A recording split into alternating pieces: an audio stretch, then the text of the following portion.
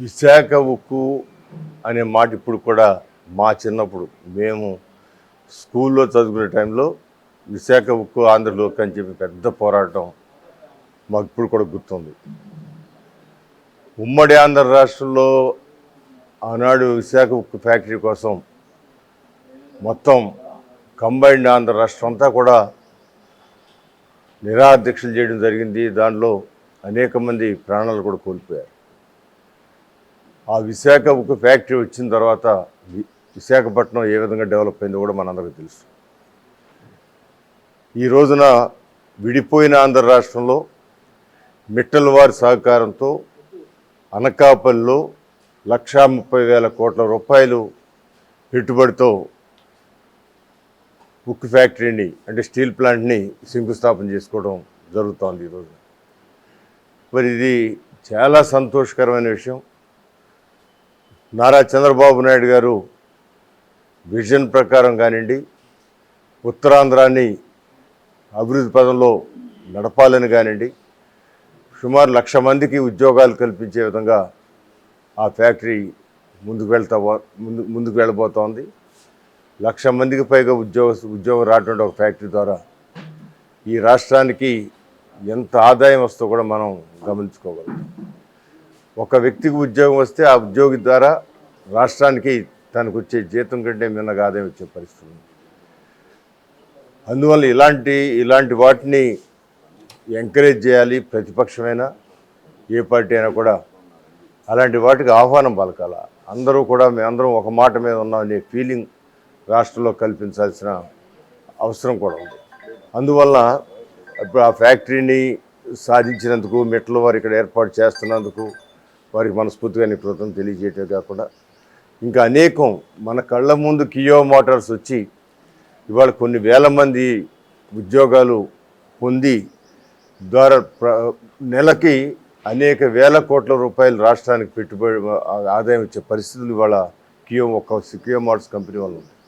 ఒక్క కియో Motors company వల్ల అనంతపురం అంతా కూడా 20,000, 30,000 ఉండే ల్యాండ్లన్నీ కూడా ఇవాళ కోట్లాది రూపాయలు విలువైన ల్యాండ్లుగా మారిపోయిన సంగతి. ఇవంటే ఒక పరిశ్రమ వస్తే ఎవరో మిట్టల్ గారు వచ్చారు లేదా ఆయన పెట్టాడు అనుకోకుండా తద్వారా వచ్చే అభివృద్ధిని మనం దృష్టిలో పెట్టుకొని అభివృద్ధి ద్వారా రాష్ట్రం ఎంత మెరుగైన స్థితికి వెళ్తూ కూడా తెలుసుకోవాల్సిన అవసరం ఉంది. ఇలాంటి కనీసమైన పరిజ్ఞానం లేని ప్రతిపక్షం మన రాష్ట్రంలో ఉండటం దురదృష్టం. కనీస పరిజ్ఞానం లేదు. ఇవాళ జగన్మోహన్ రెడ్డి గారు ముఖ్యమంత్రిగా 5 సంవత్సరాల్లో కేంద్ర ప్రభుత్వం యొక్క కార్యక్రమాన్ని వాడుకోలేకపోయారంటే ఎంత అవివేకం, ఎంత గుడ్డి పరిపాలన, ఎంత చీకటి పరిపాలన చేశారో మనకు అర్థమవుతుంది. ఇవాళ పక్కదారి పెట్టిన అనేకమైన కేంద్ర ప్రభుత్వ స్కీముల్ని అన్నీ కూడా సుమారు 126 స్కీముల్ని లైన్లో పెట్టి తద్వారా ఇవాళ రాష్ట్రానికి కొంత అభివృద్ధి జరుగుతూ పనులు జరుగుతున్నాయంటే కేంద్ర ప్రభుత్వం యొక్క సహకారంతో. ఇవాళ మన రాష్ట్రాన్ని అంతా ఆర్థికంగా అతాకుతలం చేసిన జగన్మోహన్ రెడ్డి గారు గాడిని పెట్టడానికి కేంద్రం యొక్క సహాయంతో రాష్ట్రాన్ని ముందుకు తీసుకెళ్తూ ఉన్నారు. సో ఇలాంటి విషయాల్లో ప్రజలు కూడా సున్నితంగా గమనించాల్సిన అవసరం ఉంది. మీరు ఓటేసేటప్పుడు ఏదో ఆలోచనతో ఆ రోజున మూడ్ను బట్టో ఏదో వేయకుండా ఇవాళ మన పిల్లల భవిష్యత్తు ప్రతి ఒక్క ఏ రాష్ట్రమైనా దేశమైనా యువత భవిష్యత్తు చూడాల్సిన అవసరం ఉంది. యువత భవిష్యత్తు బాగుంటేనే రాష్ట్రం యొక్క స్థితి బాగుంటుంది. యువత నిర్వీర్యమైతే రాష్ట్రం నిర్వీర్యం అయిపోతుంది. అలా యువత నిర్వీర్యం కాకుండా వాళ్ళ కాళ్ళ మీద వాళ్ళు నిలబడి చేయాల్సిన బాధ్యత ప్రభుత్వాల మీద ఉంది. ఆ ఉద్దేశంతో ఈరోజు 25 లక్షల ఉద్యోగాలు కల్పనే ధ్యేయంగా నారా చంద్రబాబు నాయుడు ముందుకు వెళ్తూ ఉన్నారు. దానికి అనేకమైన అవాస్తవాలు, అబద్ధాలు చెప్పి ప్రజల్ని వేమార్చడానికి, మభ్యపెట్టడానికి చేసే ప్రయత్నాల నుంచి ప్రజలు తమను కాపాడుకోవాల్సిన అవసరం.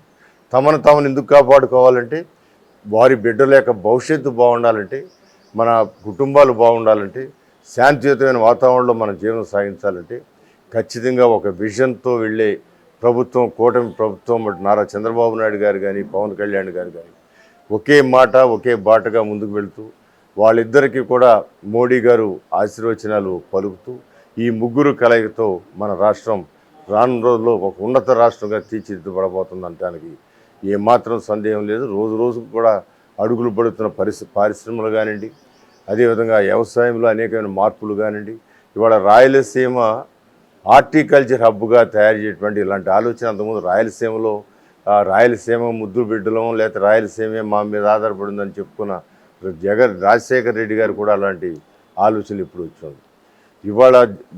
ఇవాళ రాయలసీమకి ఏదైనా నీళ్ళు ఇచ్చిన సందర్భం ఉందంటే అది ఒక తెలుగుదేశం పార్టీ పుట్టిన తర్వాత ఆ రోజు తెలుగు గంగ ఏర్పాటు చేసిన తర్వాత అనేకమైన స్కీములు ఏర్పాటు చేసిన కొన్ని స్కీములు రాజశేఖర రెడ్డి గారు మొదలుపెట్టి అది ఏమాత్రం ముందుకు కదలకుండా వాటిని కూడా పూర్తి చేసి వాటికి కూడా నీళ్ళు చేసిన ఇవన్నీ కూడా నారా చంద్రబాబు నాయుడు గారి నాయకత్వంలో మన రాష్ట్రం 3 ప్రాంతాలు కూడా అభివృద్ధి చెందబోతూ ఉంది.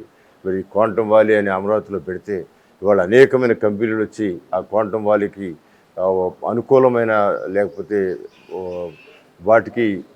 వాటికి కావలసిన మిషనరీ సప్లై చేసే సంస్థలు యాన్సిలరీ సంస్థలు కూడా 4 ముందుకొచ్చి ఆ సంస్థలు పెడతా ఉన్నాయి. అంటే ఒక సంస్థ ద్వారా ఇప్పుడు విశాఖపట్నం ఉక్కు ప్లాంట్ పెడితే దాని చుట్టూ అనేకమైన పరిశ్రమలు వచ్చాయి దానికి సంబంధించి. అదేవిధంగా ఇక్కడ కూడా క్వాంటమ్ వ్యాలీ ద్వారా అనేకమైన అభివృద్ధి కార్యక్రమాలు జరగబోతున్నాయి. ఏదేమైనా కూడా ఈ సమగ్రమైన అభివృద్ధి పిల్లల భవిష్యత్తు కోసం అనే ఆలోచనతో ప్రజలందరూ కూడా ఎవరు చెప్పిన మాటలేని ఆ దారిని వెళ్లకుండా మీకు మీరు ఆలోచించి ఏదైతే మన కుటుంబాలకి మన పరిస్థితులకి బాగుంటుందో ఆలోచించి నిర్ణయాలు తీసుకోవాలని మనస్ఫూర్తిగా మీ ద్వారా కోరుతున్నాను.